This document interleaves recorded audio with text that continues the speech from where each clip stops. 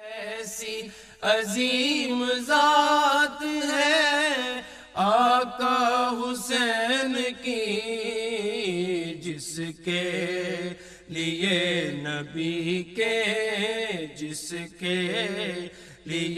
نبی کے سجدوں میں طول ہے۔ نحمده ونصلي ونسلم على سيدنا مولانا محمد رسوله النبي الأمين المكين الحنين الكريم الرؤوف الرحيم، أما بعد، فأعوذ بالله من الشيطان الرجيم، بسم الله الرحمن الرحيم، ولا تحسبن الذين قتلوا في سبيل الله أمواتا بل احیاء عند ربهم یرزقون فرحین بما آتاهم اللہ من فضلہ ویستبشرون بالذین لم یلحقوا بهم من خلفهم الا خوف علیہم ولا هم یحزنون یستبشرون بنعمة من اللہ وفضل وَأَنَّ اللَّهَ لَا يُضِيعُ أَجْرَ الْمُؤْمِنِينَ، صدق اللہ مولانا العظیم۔ الحمدللہ تعالی سورہ آل عمران کی آیت نمبر 169 تا 171 تین آیات کریمہ کی اس وقت میں نے تلاوت کی ہے۔ اللہ رب العزت نے اس مقام پر مجاہد فی سبیل اللہ اور قتیل فی سبیل اللہ، اللہ کی راہ میں جہاد کرنے والا اور اللہ کی راہ میں شہید ہونے والا، اللہ کی راہ میں جان دے دینے والا، ایسے شخص کی فضیلت کا بیان فرمایا ہے۔ اور اس سے قبل اور اس آیت کریمہ کے یا اس مقام کے بعد غزوہ احد کے حوالے سے امت مسلمہ کی جہاد کے لیے تیاری، ذہنی اور عملی تیاری، اور مخالفین اسلام کی طرف سے اسلام اور اسلام کے جہاد کے مختلف پہلوؤں پر کیے جانے والے اعتراضات اور طعن و تشنیع کا مؤثر جواب دیا گیا ہے۔ تو غزوہ احد کے بعض احوال کے حوالے سے درمیان میں اللہ رب العزت نے ان تین آیتوں میں شہید کی قدر و منزلت کا بیان فرما دیا۔ ارشاد فرمایا وَلَا تَحْسَبَنَّ الَّذِينَ قُتِلُوا فِي سَبِيلِ اللَّهِ أَمْوَاتًا، لوگو میرے جو بندے اللہ کی راہ میں قتل کر دیے جائیں اور اللہ کی راہ میں جان دے دیں، شہید کر دیے جائیں، ان کو مردہ گمان بھی نہ کیا کرو۔ سورہ بقرہ میں بھی یہ مضمون آیا ہے اور سورہ آل عمران میں بھی مضمون آیا ہے، مگر دونوں جگہ مضمون میں ایک لطیف فرق ہے۔ فرق یہ ہے کہ سورہ بقرہ میں ارشاد فرمایا لا تقولوا لمن يقتل فی سبیل اللہ اموات بل احیاء ولکن لا تشعرون، جو لوگ اللہ کی راہ میں قتل کر دیے گئے، اللہ کی راہ میں شہید کر دیے گئے، جنہوں نے اللہ کی راہ میں جان دے دی، لا تقولوا لمن يقتل فی سبیل اللہ اموات، ایسے لوگوں کو خبردار کبھی مردہ نہ کہنا، اللہ کی راہ میں شہید ہو جانے والوں کو کبھی مردہ نہ کہنا، انہیں مردہ نہ کہا کرو۔ پھر فرمایا وہ تو زندہ ہیں اور تمہیں ان کی زندگی کا شعور نہیں ہے، تمہیں ان کی زندگی کا اندازہ نہیں، لا تشعرون، شعور نہیں ہے۔ کیوں نہیں شعور؟ یہاں ایک بات سمجھنے والی، کسی چیز کا شعور ہمیں کیسے پیدا ہوتا ہے؟ شعور علم کے بعد آتا ہے، یعنی اس کی حقیقت و ماہیت کو سمجھنا، یہ شعور ہے۔ تو شعور علم کے ذریعے آتا ہے، اور علم تجربہ، مشاہدہ اور احساس کے ذریعے آتا ہے۔ تو شعور جب کسی چیز کا آپ کو ملے گا تو اس شعور کے ملنے کا کوئی ذریعہ اور کوئی راستہ ہوگا۔ مثلا آپ کے سامنے سفید رنگ بھی ہے، نیلا بھی ہے، پیلا بھی ہے، سرخ ہے، سبز ہے، کچھ رنگ ہیں، آپ ان کو دیکھتے ہیں، اور ہر ایک رنگ پر آپ کی نگاہ پڑتی ہے، آنکھ، نگاہ جب اس رنگ پر پڑتی ہے تو اس کا ایک تأثر آپ کے دماغ کے ایک حصے میں پیدا ہوتا ہے، اس مشاہدے سے ایک تأثر پیدا ہوتا ہے، وہ تأثر آپ کے دماغ کے دوسرے حصے میں جا کے محفوظ ہو جاتا ہے، پھر آپ دوسری شے کو دیکھتے ہیں، اس کا تأثر آنکھ کے مشاہدے کے ذریعے دماغ کے اسی حصے پر پہنچتا ہے، پھر وہ بھی محفوظ ہو جاتا ہے۔ اس طرح آپ کوئی چیز سنتے ہیں کان کے ذریعے، میری آواز آپ سن رہے ہیں تو کان میں آواز پڑتی ہے، یہ آواز اپنا ایک تأثر آپ کے دماغ کے ایک حصے پر قائم کر دیتی ہے، پھر وہ تأثر دوسرے دماغ کے حصے میں محفوظ ہو جاتا ہے۔ الغرض دنیا میں آپ جو کچھ دیکھتے ہیں، سنتے ہیں، سونگھتے ہیں، چکھتے ہیں، آپ چکھتے ہیں یہ میٹھا ہے، یہ کڑوا ہے، تو زبان میٹھے کڑوے کا فیصلہ نہیں کرتی، ذہن میں رکھ لیں کہ زبان میں عقل نہیں ہے، زبان میں عقل نہیں ہے، زبان صرف چکھتی ہے بس، اب وہ فیصلہ نہیں کر سکتی کہ میٹھا کیا ہے اور کڑوا کیا ہے۔ تو ہوتا کیا ہے؟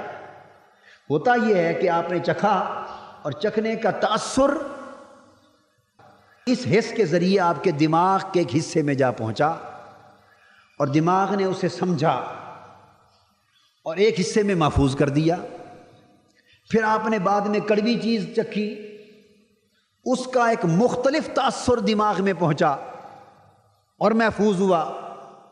میٹھی چیز کا تأثر اور کڑوی چیز کا تأثر دونوں مختلف تھے، تو دماغ کے ایک اور حصے نے دونوں میں فرق کیا، دونوں میں فرق کیا، سو آپ سمجھنے لگے یہ ذائقہ کچھ اور ہے اور یہ ذائقہ کچھ اور ہے، اس سے میٹھاس اور کڑواہٹ کے فرق معلوم ہونے لگے۔ سفید کو دیکھا تو تأثر اور گیا، سیاہ اور نیلے پیلے کو دیکھا، تأثرات اور گئے، اور دماغ کا ایک حصہ ان میں فرق کرنے لگا۔ جب فرق پیدا ہوا تو وہ مشاہدہ، وہ ذائقہ، وہ لمس لامسہ سے، وہ سماع سامعہ سے، یہ سارے احساسات تأثرات میں بدلے، اور تأثرات علم میں بدلے، اور اس علم سے آپ کے دماغ میں شعور پیدا ہوا، دماغ میں شعور پیدا ہوا۔ اب اس کے برعکس ایک شخص مادرزاد نابینا ہو، پیدائشی نابینا، اس نے سفید، نیلا، پیلا مختلف رنگ دیکھے ہی نہیں، سرے سے زندگی میں ہی نہیں دیکھے، اب اس کے ذہن میں رنگوں کا شعور پیدا ہو سکتا ہے؟ نہیں پیدا ہوگا، چونکہ علم ہی نہیں۔ علم کیوں نہیں؟ کہ مشاہدہ نہیں۔ مشاہدہ کیوں نہیں؟ کہ آنکھ نہیں۔ تو آنکھ ایک آلہ ہے، اس کے ذریعے مشاہدہ آئے گا، اس مشاہدہ سے احساس ملے گا، احساس تأثر میں بدلے گا، تأثر علم میں بدلے گا، علم آپ کو شعور عطا کرے گا۔ تو ایک نظام ہو گیا نا، پورا نظام بن گیا نا۔ آپ دیکھتے ہیں جو بچے مادرزاد بہرے ہوتے ہیں، مادرزاد بہرے، پیدائشی طور پہ جن کے کام ختم ہو، کام نہ کریں، وہ بول نہیں سکتے، ہے زبان ٹھیک ہے، زبان ٹھیک ہے مادرزاد بہرا، مگر بولنا بھی نہیں سیکھے گا صحیح طور پہ۔ کیوں؟ کہ مادرزاد بہرے ہونے کی وجہ سے اس کے کان میں کوئی آواز پڑی ہی نہیں، اس کے کان میں آواز ہی نہیں پڑی، اور جب کان میں آواز نہیں پڑی تو دماغ میں صوتی تاثرات پیدا نہیں ہوئے. صوتی تاثرات جب پیدا نہیں ہوئے تو آواز اور الفاظ اور بول چال کا شعور ہی پیدا نہیں ہوا. اور جب بول چال کا شعور نہیں ملا وہ زبان سے کیا ادا کرے؟ آپ اس بات کو سمجھ گئے نا؟ تو کسی چیز کا شعور وہ ابتدا میں احساس سے اور آلات کے ذریعے پیدا ہوتا. اللہ رب العزت نے فرمایا لا تقولوا لمن يقتل في سبيل الله اموات بل احیاء، خبردار جو اللہ کی راہ میں مارے جائیں ان کو مردہ نہ کہنا. ولکن لا تشعرون، مگر تمہیں ان کی زندگی کا شعور نہیں. اب مردہ نہ کہنا ایک حکم، وہ تو زندہ ہیں دوسری بات، اور تمہیں ان کی زندگی کا شعور نہیں، تین باتیں آ گئیں. ان کا ربط کیا ہے؟ اللہ پاک یہ حقیقت جانتے کہ دنیا کے رہنے والے اللہ کی راہ میں مر جانے والوں کو زندگی، مرنے کے بعد جو زندگی ملتی ہے وہ مرنے سے پہلے زندہ رہنے والوں کو کیا خبر؟ جو زندگی مرنے کے بعد مل رہی ہے عالم برزخ میں عرش الہی کے تحت جنت کی فضاؤں اور ہواؤں میں، اور برزخی اور اخروی زندگی کی جو کیفیات، جو لذات، جو احوال، جو بعد میں فضائل میسر آ رہے ہیں، وہ تو انہی کو نظر آئیں گے جو اس دنیا میں ہوں گے. تو جب تک کوئی اس دنیا میں منتقل نہیں ہوا اس نے تو اس زندگی اور اس کی کیفیات کو دیکھا ہی نہیں، اور جب اس نے دیکھا نہیں اس کو ان کا علم نہیں، اور جب علم نہیں تو شعور نہیں. تو اللہ پاک نے فرمایا ارے تم صرف دنیا اور دنیا کی زندگی کی حقیقتوں سے واقف، تم نے موت کی کھڑکی سے جھانک کر اگلی دنیا کا نظارہ ہی نہیں کیا. تم سمجھے ہوئے ہو کہ موت خاتمے کا نام ہے، اور ہمارے ہاں موت خاتمہ نہیں، موت خاتمہ نہیں، یہ ہے انتقال من دار الی دار، اس گھر سے اس گھر میں منتقل ہونے کا نام ہے. ہمارے ہاں موت ایک دروازہ ہے، موت ایک کھڑکی ہے، اس دروازے سے گزر کر آپ وقتی زندگی سے نکل کر ابدی زندگی میں داخل ہوتے ہیں. اس دروازے سے نکل کر آپ در حقیقت فنا کو چھوڑ کر بقا میں داخل ہوتے ہیں. اس دروازے سے نکل کر آپ ہنگامی حیات کی کیفیتوں کو چھوڑ کر دائمی حیات کی کیفیتوں سے آشنا ہوتے ہیں. تو جن لوگوں پر موت نہیں آئی ان پر اگلی زندگی کا دروازہ بند ہے، اگلی زندگی کا دروازہ ابھی بند ہے. وہ تو اسی وقت کھلے گا جب وقت موت آئے گا. تو موت اللہ کے بندوں کے لیے اگلی زندگی میں منتقل ہونا ہے. تو فرمایا جو لوگ یہاں جی رہے ہیں انہیں وہاں کی زندگی کا شعور نہیں. اور اللہ پاک نے حکم دیا کہ انہیں مردہ نہ کہنا. یہ ضرورت کیوں محسوس فرمائی؟ پتا تھا کہ جنہیں جس شے کا شعور نہیں ہوتا وہ انکار کر دیتا. یہ قاعدہ روش، جسے جس شے کا شعور نہیں ہوتا وہ اس شے کا انکار کر دیتا ہے، اور جسے شعور مل جاتا ہے، دیکھ لیتا ہے اور شعور مل جاتا ہے، وہ انکار نہیں کرتا. یعنی زنان مصر یوسف علیہ السلام کے ساتھ جب زلیخا کو محبت ہو گئی اور اس کے بعد وہ ایک داستان مصر کی عورتوں نے بنا ڈالی اور انہوں نے تانے شروع کر دیے حضرت زلیخا کو، جو بعد میں حضرت ہوئی، تانے شروع کر دیے کہ کل کا ایک لڑکا بازار میں بکتا ہوا غلام جس کو کل خرید کر لائی، اپنے ہاتھوں سے خریدے ہوئے غلام پر عاشق ہو گئی. تانے شروع ہو گئے. زلیخا پریشان ہوئی کہ اب اس کا جواب کیا دوں؟ بادشاہ کی بیوی ہو کر غلام پر عاشق ہو گئی، کیا جواب دوں؟ کسی سمجھدار سے اس کو نصیحت مل گئی. اس نے کہا کہ جو تانے دیں وہ کسی جواب سے سمجھا نہیں کرتے، انہیں کچھ دکھا دے. تانے دینے والے دلیلوں کو نہیں مانتے. ताने देने वाले दलीलों को नहीं मानते। उसका हल यही है कि इनको छुरियां और फल देकर बिठा दें और यूसुफ अलैहिस्सलाम को इनके दरमियान से गुजार दे। यूसुफ अलैहिस्सलाम उनके दरमियान से गुजरे। उन ताना जनी करने वाली औरतों के हाथ में छुरियां भी थी, फल भी थे। यूसुफ अलैहिस्सलाम से दरख्वास्त की कि आप गुजरते हुए एक बार अपने चेहरे का नकाब पलट डालें, ताकि आपके चेहरे का हुस्न जो मैंने देखा था वो ये भी देख ले। ये जवाब, ताने का जवाब दिया जा रहा है। आपने नकाब पलटी और कुरान मजीद में है फलम्मा रईनहु अकबरनहु क़त्तअना अयदियहुन्ना व क़ुलना हाशा लिल्लाहि मा हाज़ा बशरा।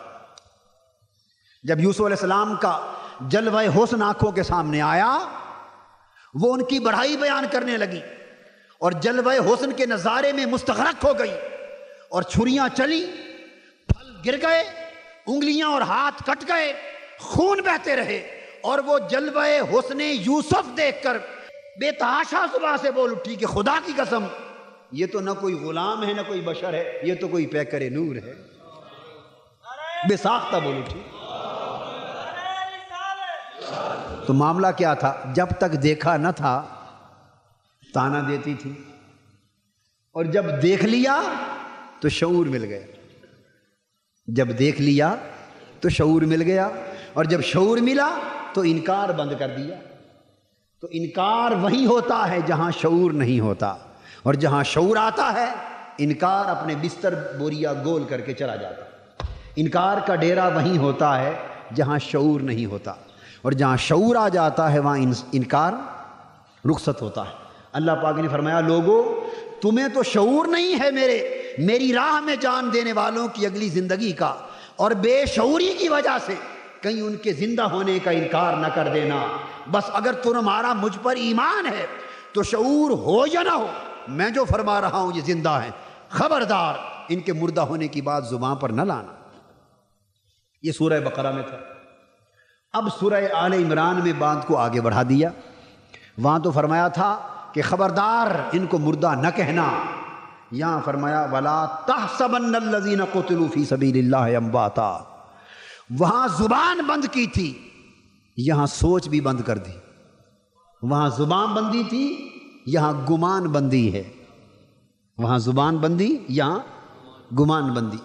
वहां फरमाया जुबान बंद कर दो, मेरी राह के शहीदों और कतीलों को मुर्दा न कहा करो।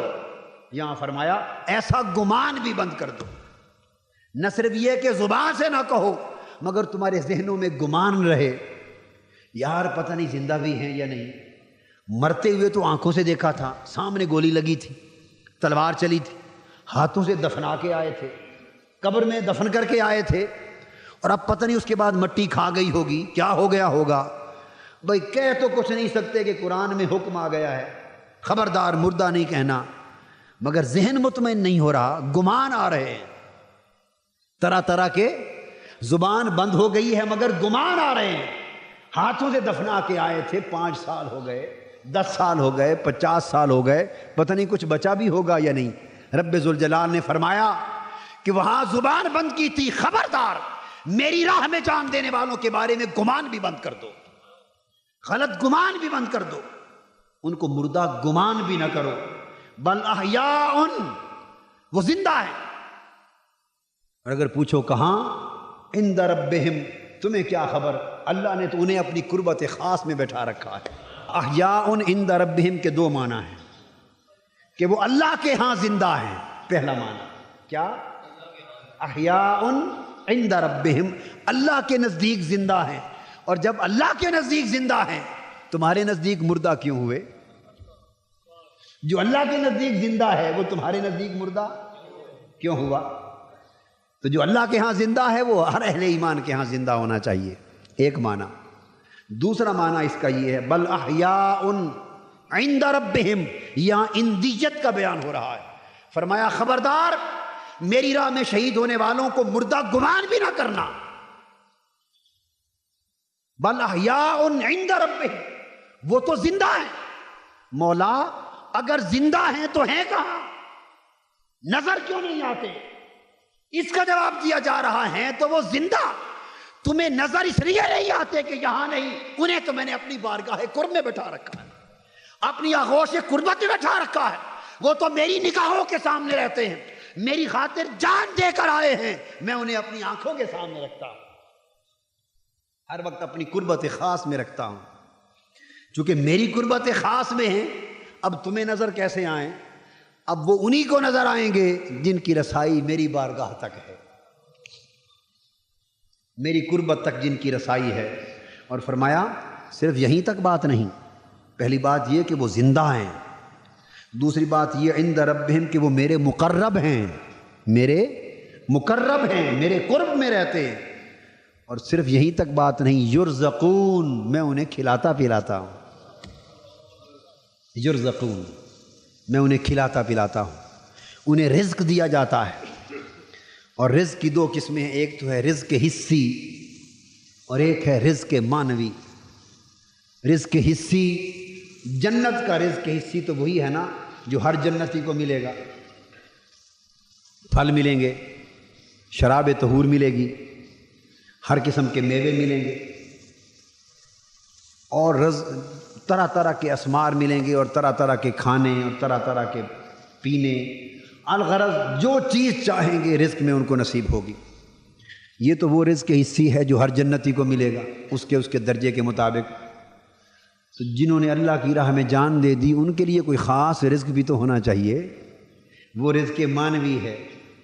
تو ایک رزق تو جنت میں وہ ملے گا جو جنت کی نعمتیں ہیں، نعمت ملے گی، اور رزق معنوی یہ ہے کہ خالی نعمت نہیں، نعیم بھی ملے گا۔ نعیم کہتے ہیں نعمت والا، سبحان، نعیم کسے کہتے ہیں؟ نعمت والا، رب، اور نعمت کہتے ہیں اس کا انعام اور احسان۔ تو فرمایا جنتیوں کو تو انعام ملے گا اور شہیدوں کو انعام والا بھی ملے گا، انعام والا ملے گا، اس کی قربت ملے گی، اس کی رضا ملے گی، اس کا دیدار ملے گا، اس کا وصال ملے گا۔ یہ ان کا رزق معنوی ہوگا، قربت الہی ملے گی، رضا الہی ملے گی، وصال الہی ملے گی، رویت باری ملے گی، دیدار الہی ملے گا۔ یہ ان کا رزق معنوی ہوگا، چونکہ جان دینے والوں کو محض نیک اعمال کرنے والوں سے زیادہ کچھ نصیب ہوگا۔ اور اس کے بعد ارشاد فرمایا فرحین بما آتاہم اللہ من فضلہ، وہ خوش، مسرور اور شاد کام ہیں۔ اب جنت میں یا برزخ میں، اور برزخ کا حال ان کا جنت جیسا ہے، برزخ جنت جیسی بنا دی جاتی۔ اصل جنت میں داخلہ تو قیامت کے بعد ہوگا، مگر برزخ جنت جیسی بنا دی جاتی ہے، قبر اور جنت کے ساتھ اس کو ملا دیا جاتا ہے۔ فرمایا فرحین، سبحان اللہ، یہاں ان کا حال بیان کیا جا رہا ہے، ایک خاص ایک لطیف اشارہ ہے کہ وہ مسکرا رہے ہیں۔ اللہ پاک فرما رہا ہے وہ تو مسکرا رہے ہیں، خوش ہیں، مسرور ہیں۔ یہ بات کیسے کہی جاتی ہے؟ اس کے اندر محذوف ایک بات ہے، وہ یہ کہ پہلے منع کیا تھا نا تمہیں شعور نہیں، تمہیں کیا خبر وہ کس حال میں ہے۔ اشارہ اس امر کی طرف ہے، ہاں اگر تمہیں آنکھ ملی ہے تو دیکھ لو وہ تو مسکراتے پھرتے ہیں، اگر آنکھ والے ہو تو دیکھ لو وہ مسکرا رہے ہیں، خوشیاں منا رہے ہیں، مسرور ہیں، شاد کام ہیں، اور خدا کے فضل کے ساتھ ہر وقت نوازے جا رہے ہیں۔ بما آتاہم اللہ من فضلہ، اللہ نے انہیں جو اپنا فضل عطا فرمایا ہے، اللہ کے عطا کردہ فضل پر ہر وقت مسرور اور شاد کام اور خوش خرم۔ رزق معنوی کے بعد ان کی فرحت جاویدانی کا ذکر ہے، فرحت جاویداں، ہر وقت خوش رہتے ہیں، فرحین مسرورین، اور اللہ کے فضل میں ہر وقت نہا رہے ہیں، اور اللہ کے فضل میں ہر وقت نوازے جا رہے ہیں۔ وَيَسْتَبْشِرُونَ بِالَّذِينَ لَمْ يَلْحَقُوا بِهِم مِّنْ خَلْفِهِمْ، یہ تو ایک پہلو ہے، اور آگے صرف یہی نہیں کہ وہ خود خوش ہیں، بلکہ ان کے پچھلے جو پیچھے رہ گئے اور ابھی تک ان کے ساتھ آ کے نہیں ملے، جو ان کے پیچھے رہ گئے اور ابھی ان کے ساتھ آ کر برزخ اور جنت میں ابھی نہیں ملے، ان کو خوشخبریاں بھی سنا رہے ہیں اور انہیں دیکھ دیکھ کر خوش بھی ہو رہے ہیں، اللہ کے عطا کردہ فضل پر بھی خوش ہیں اور اپنے پچھلوں کے اچھے حال دیکھ کر بھی خوش ہیں، اور انہیں خوشخبریاں سنا بھی رہے ہیں، بشارت بھی دے رہے ہیں، اور اپنے پچھلوں کو نیکی کی راہ پر چلتا دیکھ کر، طاعت الہی کی راہ پر چلتا دیکھ کر، زہد و ورع اور تقوی کی راہ پر چلتا دیکھ کر، دین کی راہ پر مجاہد فی سبیل اللہ دیکھ کر، اللہ کے دین کی اقامت اور سر بلندی کے لیے جہاد کرتا دیکھ کر، اللہ کے دین کے لیے تن من دھن سب کچھ لٹاتا دیکھ کر، اور مولا کی رضا کی طرف دوڑتا دیکھ کر، ان کے حال کو دیکھ کر خوشیاں بھی منا رہے ہیں اور کہہ رہے ہیں مولا تیرے دو شکر، ایک یہ کہ تو نے ہم پر انعام کیا، اور ایک یہ جو ہمارے پیچھے رہ گئے ان پہ بھی انہیں بھی ہماری راہ پر لگا دیا، خوشیاں منا رہے ہیں۔ تو یہاں سے کیا معلوم ہوا؟ معلوم یہ ہوا کہ وہ اللہ کے بندے جو اللہ کی راہ میں جان دے دیتے ہیں وہ خود تو زندہ ہوتے ہی ہیں مگر پچھلوں سے بے خبر بھی نہیں ہوتے۔ یہ قرآن مجید کی نص، یہ قرآن مجید کی نص۔ بات یہی نہیں کہ آگے خوشیاں منا رہے ہیں اور پچھلی دنیا سے ان کا تعلق کٹ گیا اور پیچھے کیا ہو رہا ہے یا کیا نہیں ان کو کوئی خبر نہیں ہوتی، یہ بات نہیں ہے۔ یہ بات تم یہ سمجھ رہے ہو کہ مٹی ڈال دی تھی، قبر میں دفنا دیا تھا، اب ہماری خبر انہیں کیسے ہوگی؟ نہیں، یہ مٹیاں، یہ پردے، یہ قبریں، یہ حجاب سر کی آنکھ کے لیے ہیں، مگر وہ سر کی آنکھ سے تو دیکھ ہی نہیں رہے، وہ تو روح کی آنکھ سے دیکھ رہے ہیں۔ روح کے لیے تو نہ مٹی حجاب ہے، نہ قبر حجاب ہے، نہ دیوار حجاب ہے۔ حضرت خواجہ رسول نما رحمۃ اللہ تعالی علیہ دہلی میں ایک مجذوب بزرگ ہو گزرے، بہت بڑے کامل مجذوب۔ دہلی کی جامع مسجد تھی یا کوئی مقام تھا، ایک بہت بڑے محدث اور عالم اپنے طلباء کو فلسفہ کی کتاب پڑھا رہے تھے۔ کیا پڑھا رہے تھے؟ فلسفہ، یونانی فلسفہ کی کتاب۔ فلسفہ پڑھاتے پڑھاتے ایک مقام آیا، اس میں یہ درج تھا کہ آسمان ایسے اجرام ہیں، جرم، جسم، مادے، جن میں خرق و التیام محال ہے، نہ یہ پھٹ سکتے ہیں، کھل سکتے ہیں، اور نہ کھلے ہوئے بند ہو سکتے ہیں۔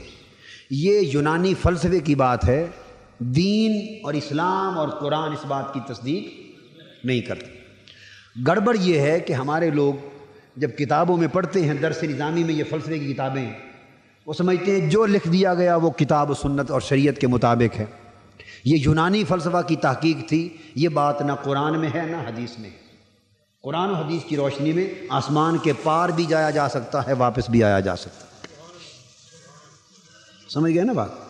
یہ جب امریکہ کے لوگوں کا چاند پر جانے کی بات آئی تھی تو یہ ہمارے علماء کچھ جو فلسفی زیادہ ہیں اور قرآن و سنت کے علم سے نسبت کم ہے، فلسفے اور منطق سے تعلق زیادہ ہے، انہوں نے شور مچا دیا پورے پاکستان میں اور کہا کہ یہ تو ممکن ہی نہیں، چاند تو چوتھے آسمان پر ہے۔ تو امریکہ والے اپنا جہاز لے کر 4 آسمان کراس کر کے چاند تک کیسے پہنچ گئے؟ آسمان کے پار تو جایا بھی نہیں جا سکتا۔ اور بات صرف اتنی تھی کہ نہ چاند چوتھے آسمان پر ہے اور نہ آسمان کا کراس کرنا ناممکن ہے، دونوں باتیں غلط ہیں۔ چاند تو خلا میں ہے، آسمان دنیا سے بھی نیچے۔ اب دشواری یہ پیدا ہو گئی ہے کہ ہم کتابیں بہت پڑھتے ہیں مگر قرآن نہیں پڑھتے، فلسفہ، منطق، فنون کے سمندر عبور کرتے ہیں مگر حضور کی حدیث نہیں پڑھتے۔ جہاں سے علم اصل مستنبت ہوتا ہے ان چشموں کی طرف نہیں جاتے، دوسرے چشموں کی طرف جاتے۔ تو مسئلہ ہی ختم ہو گیا چوتھے آسمان والا۔ یہ یونانی فلسفیوں کی تحقیق تھی، کتاب و سنت اور شریعت میں یہ بات نہیں ہے۔ اور پھر یہ کہ آسمان کے پار جا سکنا نہ جا سکنا یہ شریعت میں ناممکن ہے ہی نہیں۔ یہ الگ بات ہے کہ آسمان تک کوئی نہ جا سکے، مگر اس کو کراس کرنا اور واپس آنا ناممکنات میں سے نہیں۔ تو وہ جو خواجہ رسول نما کا واقعہ بیان کر رہا ہوں، تو ایک عالم اور محدث اور فلسفی طالب علموں کو جب یہ پڑھا رہے تھے کہ آسمان نہ پھٹ سکتے ہیں نہ بند ہو سکتے، تو ان کے طلباء نے اعتراض کیا، کہا کہ حضرت اگر آسمان کا پھٹنا اور بند ہونا محال یا ناممکن ہے تو ہمارا عقیدہ ہے کہ حضور علیہ السلام جسد ظاہری کے ساتھ، پورے جسد جسم کے ساتھ آپ معراج پر تشریف لے گئے بھی اور واپس بھی آئے، اور صرف روح کے ساتھ نہیں بلکہ جسم اطہر کے ساتھ۔ تو کیسے گئے؟ اگر آسمان کھل نہیں سکتے تو جسم مصطفیٰ صلی اللہ علیہ وسلم کیسے پار چلا گیا اور کیسے واپس آ گیا؟ یہ سوال کیا۔ اب وہ جو عالم تھے اب ان کے پاس جواب کوئی نہیں، وہ دلیلیں دینے لگے، یہ ماجرا، یہ مختلف دلائل طلبہ رد کر رہے۔ گھنٹوں گزر گئے، ایک عجیب تشکیک اور شک پیدا ہو گیا معراج کے مسئلے میں۔ ایک یونانی فلسفے کے گورکھ دھندے نے حضور علیہ السلام کے معراج کے ایمان میں ایک دراڑ ڈال دی۔ وہ ایک مجذوب حضرت خواجہ رسول نما دہلی کے، وہ قریب بیٹھے سن رہے تھے کہ مولانا صاحب پھنس گئے، فلسفے نے پھنسا لیا، فلسفے نے پھنسا دیا۔ اب طالب الجھ گئے، سنتے رہے، جب دیکھا کہ استاد سے کچھ نہیں بن پا رہا، استاد لاجواب ہو گیا ہے، خواجہ رسول نما کھڑے ہو گئے، ہاتھ میں تلوار رکھتے تھے، کھڑے ہو گئے۔ مسجد کی بڑی موٹی پکی دیوار تھی، جس طرح یہ دیوار ہے 10 11 12 14 فٹ چوڑی پکی دیوار تھی۔ فرمایا طلبہ اب اپنے استاد سے نہ مت پوچھو، مجھے دیکھو۔ بس وہ تلوار لہراتے ہوئے اس پکی دیوار کے پار بھی چلے گئے اور واپس بھی چلے آئے۔ فرمایا اس طرح مصطفیٰ چلے گئے تو اس طرح واپس آ گئے۔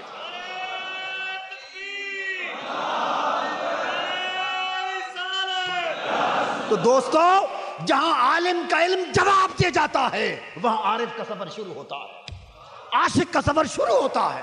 جہاں فلسفی رک جاتے ہیں، بہک جاتے ہیں، وہاں اللہ کے ولی اور ان کی معرفت اور ان کی دانش شروع ہوتی ہے۔ تو بات یہ عرض کر رہا تھا، یہ کہنا کہ یہ مٹی قبر سارا کچھ آ گیا، اب دکھائی کیسے دیتا ہے؟ بھئی یہ سب اس جسم کے ساتھ ہے، اور جب روح جسم کا وظیفہ اپنا لے تو پھر ایک کیا 1000 مٹیاں اور 1000 دیواریں حائل ہو جائیں، وہ اسی طرح دیکھتی ہے جیسے آنکھوں کے سامنے دیکھ رہے ہیں۔ اس لیے آقا نے فرمایا مشارق ارض اور مغارب ارض سمیٹ کر میرے سامنے اس طرح رکھ دیے گئے جیسے کوئی ہتھیلی کو دیکھتا ہے۔ اور سیدنا غوث الاعظم رضی اللہ تعالیٰ عنہ نے فرمایا نظرت الی بلاد اللہ جمعا کخردلۃ علی حکم اتصالی، میں نے خدا کی ساری کائنات کو اور اس کے شہروں کو اس طرح دیکھا ہے جیسے ہاتھ پر رائی کا دانہ دیکھا جاتا ہے۔ یستبشرون، وہ جو پیچھے مرید چھوڑ کے آئے، اولاد چھوڑ کے آئے، متعلقین چھوڑ کے آئے، ان کے حال سے باخبر رہتے ہیں، دیکھتے ہیں، اور جب انہیں اپنی نیکی والی راہ پر چلتا دیکھتے ہیں ان کے چہرے حشاش بشاش ہو جاتے ہیں، خوشیاں مناتے ہیں اور خوشخبری دیتے ہیں اور کہتے ہیں ہاں ثابت قدمی سے اسی راہ پر چلتے رہنا، انشاءاللہ تمہارے خوف بھی اٹھا لیے جائیں گے اور تمہارے غم بھی اٹھا لیے جائیں گے۔ تو اللہ کے فضل پر بھی خوش ہوتے ہیں اور پچھلوں کے نیک کام پر بھی خوش ہوتے ہیں۔ اور فرمایا یستبشرون بنعمت من اللہ، پھر ان پر اللہ کی نعمتیں ہوتی ہیں، قربت کی نعمت ہوتی، رضا کی نعمت ہوتی، نعمتیں ہوتی وہ فضل، اور پھر فضل در فضل کیے جاتے ہیں، اللہ پاک کے بار بار دیدار کرائے جاتے ہیں، لذت وصال سے نوازا جاتا ہے، لذت قرب کی شراب پلائی جاتی ہے، لذت رضا دی جاتی ہے، لذت دیدار کے شراب بھر بھر کے جام طہور مولا اپنے ہاتھ سے پلاتا ہے اور وہ خوشیاں مناتے ہیں، اور اللہ پاک کی بارگاہ سے آوازیں آتی ہیں ان اللہ لا یضیع اجر المؤمنین، مجھے بن دیکھے میری طرف چلے آنے والوں، اور بن دیکھے مجھے ماننے والوں، اور بن دیکھے میری خاطر جان دے دینے والوں، تم نے بن دیکھے میری خاطر جان دی تھی، آج تمہیں وہ کچھ دکھا رہا ہوں جو کسی اور نے نہیں دیکھا۔ میری آغوش قرب میں آ جاؤ، میرے وصال میں آ جاؤ، میرے دیدار کی لذتیں پاؤ۔ اور اللہ پاک فرماتے ہیں کہ مومنوں کے اجر اللہ ضائع نہیں فرماتا، مگر یہ درجے ان کو نصیب ہوتے ہیں جو اپنی زندگی اللہ پاک کی راہ پر استوار کرتے ہیں، اللہ کے دین کی اقامت اور سربلندی پر استوار کرتے ہیں، اور موت سے اور خوف سے ڈرتے نہیں، پیار کرتے ہیں، ڈرتے نہیں پیار کرتے ہیں۔ اور اللہ کی راہ پر چلتے ہیں اور اتنی محنت کرتے ہیں اور اس گھڑی کا انتظار کرتے رہتے ہیں، مولا کب وہ گھڑی آئے گی جب تیرے دین کی خاطر جہاد کرتے کرتے جان تیری راہ میں نثار ہو جائے گی۔ اس گھڑی کا انتظار کرتے ہیں، جن کو اس گھڑی کا انتظار ہوتا ہے اور اس راہ پر اللہ کے لیے جہاد کرتے ہیں، اللہ پاک انہیں ان نعمتوں سے نوازتا ہے جن کا ذکر اس آیت کریمہ میں کیا۔ اللہ رب العزت ہمیں اس جذبہ ایمانی سے نوازے اور اپنے دین اور اپنی رضا کے لیے تن من دھن لٹانے کی توفیق عطا فرمائے۔ وما علینا الا البلاغ۔ ایسی عظیم ذات ہے آقا حسین کی، جس کے لیے نبی کے نبی کے سجدوں میں طول ہے۔